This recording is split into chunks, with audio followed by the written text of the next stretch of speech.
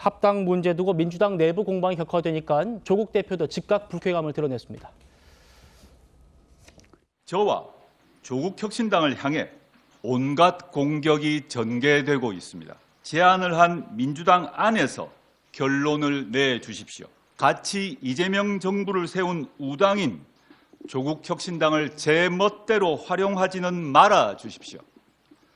조국혁신당을 공격한다고 해서 민주당 내부 문제가 해결되지는 않습니다. 미략 따위 없습니다.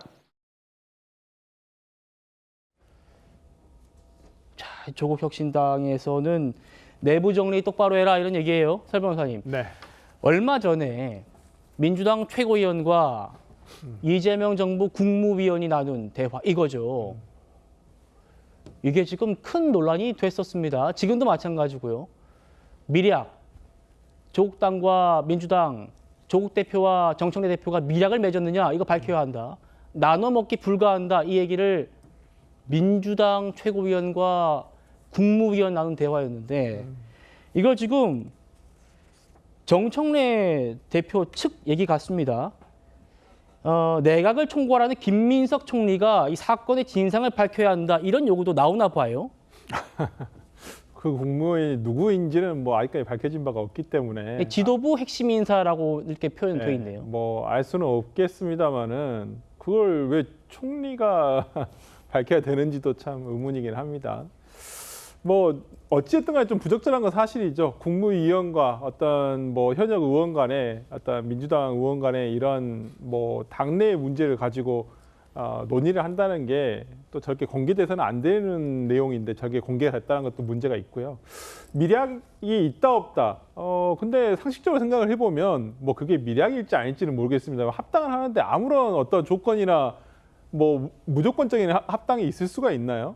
그러면 조국혁신당에서 의원 12명만 그냥 당적만 옮기면 끝나는 건가요? 그렇지 않지 않겠습니까?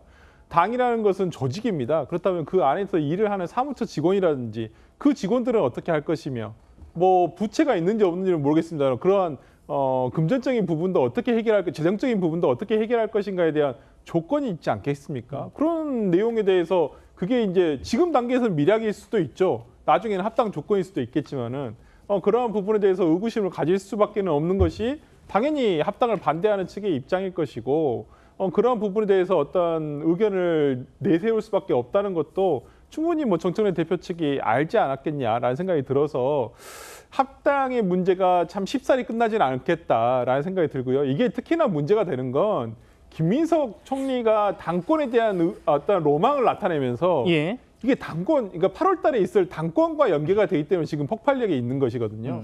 그렇기 때문에 이 합당에 대한 문제가 이 당권과 얽히면서 쉽게 끝나지는 않을 문제가 돼버렸습니다. 저는 그렇게 봅니다. 지금 정청래 지도부에서 콕 집어서 김민석 총리가 이거 다 밝혀내라 이렇게 한 거예요. 김 총리가 오늘 마침 간담회가 있었는데 미략석 관련해 가지고는 별다른 얘기 없었습니다. 대신 이런 얘기했습니다. 들어보시죠.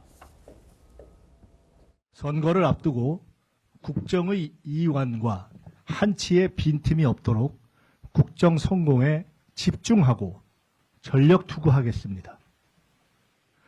서울시장 선거 관련 여론조사 등에서 제외해 줄 것을 요청한 까닭이기도 합니다.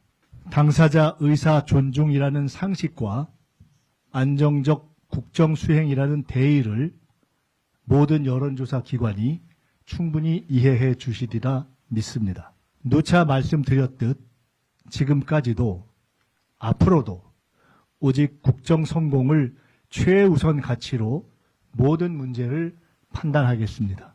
가짜뉴스나 잘못된 보도에는 엄격히 대응하며 총리 업무에 전념하겠습니다.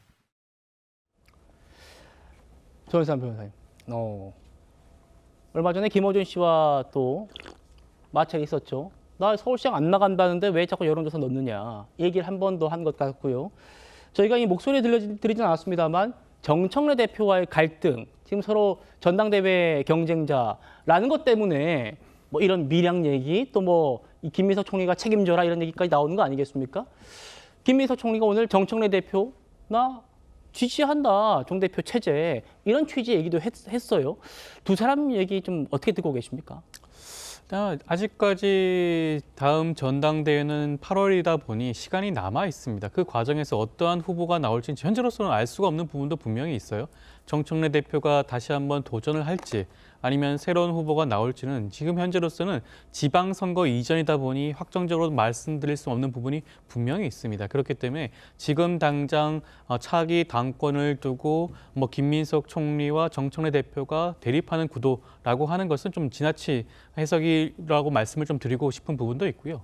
미락설과 관련해서는 어떻게 보면 정청래 대표가 합당을 제안하고 난 다음 조국혁신당 측에서 조국 대표를 공동대표로 해야 되는 거 아니냐라는 그렇죠. 그런 주장이 나오다 보니 아니 그러면 정청래 대표와 조국 대표 간에 어떠한 미략이 있는 것이 아니냐, 약속이 있는 것이 아니냐 그런 걱정과 우려가 나올 수 있겠죠. 그런 부분에서 뭐 질문을 하고 그에 대한 대답을 하는 과정이 아닌가 보여지는 것이고요. 뭐 개인 간의 그런 여러 가지 의견을 나누는 그런 것이다 보니 뭐 구체적으로 그런 부분들에 대해서 뭐 나라 국정 정부 차원에서 뭐 조사를 진행한다거나 그럴 수 없는 부분도 분명히 있을 겁니다.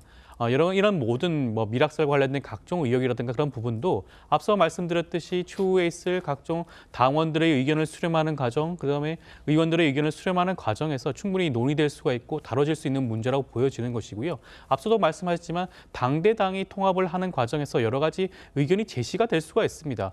지방선거를 어떻게 치를 것인지, 그 후에 있는 차기 지도부는 어떻게 구성을 할 것인지 그런 부분들에 대해서 충분한 논의가 있을 수가 있는 부분이고요. 그런 것들에 대해서 지금 당장 모든 것을 결정된 건 아니다라는 말씀도 함께 드리고 싶습니다. 예, 저희가 자막으로 보여드리고 있습니다. 당내 인사 만나면 정 대표 진퇴 거론 안 해야 한다라는 얘기를 한다라고 했습니다만 오늘 이현주 최고위원을 비롯해서 친명계 최고위원들은 2인자, 3인자의 반란 얘기라고 하늘 아래 두 개의 태양은 없다 이런 얘기까지 했다는 점도 오늘 짚어드렸습니다.